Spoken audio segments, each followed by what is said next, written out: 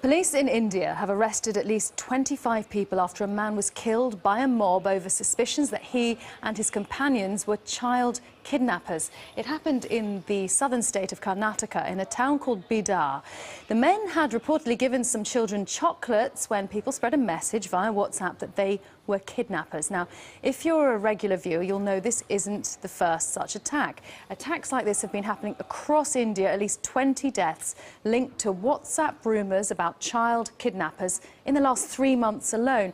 So much so that WhatsApp took out these full-page advertisements in newspapers which give people tips on how to spot fake news.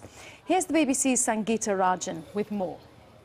So if you look at India as a country, there are, according to the government, at least 1 billion mobile connections. So there are millions and millions of people who use cell phones, and their first contact to the internet is through WhatsApp. That's in a large scale. If you look at people with low literacy, who are, daily wage workers, for instance, or villagers with not much education, who don't know the right and the wrong when they receive information. So all of this arrives on their WhatsApp inbox, right? So they don't go to Facebook or Twitter looking for the news. This is family and friends sharing the news. And so when it lands on their inbox, this is cheap internet for a lot of people who are not very well educated, and they have access to it. And when they read the message, they think it's true just because it was sent by someone they know, like a friend or a family person. So they're believing whatever they see on the internet, thinking that is absolutely factual. Has it got any basis in fact? Was there at all a news story that this happened in?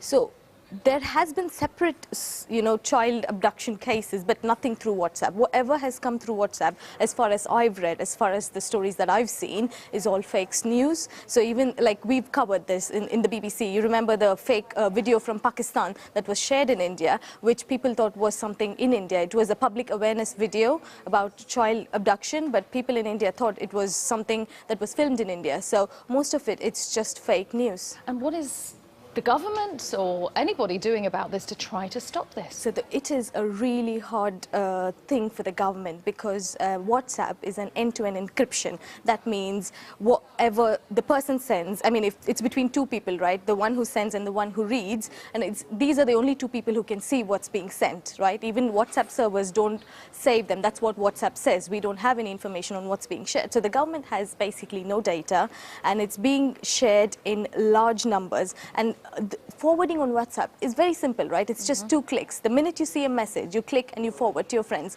And this doesn't need a lot of education. This doesn't need a lot of technical expertise to do. So when people share it, it becomes really hard for officials to find the source to what's happening, who sent it, or things like that. The government has asked WhatsApp, to take responsibility, to bring in more measures, or to, do something about this fake news. And WhatsApp has told it cannot do anything about its encryption, but it has told that it will work on with the government officials on a long-term public awareness campaign, or work with the police officials, law enforcement officials, to teach people on what's right and wrong in WhatsApp, things like that.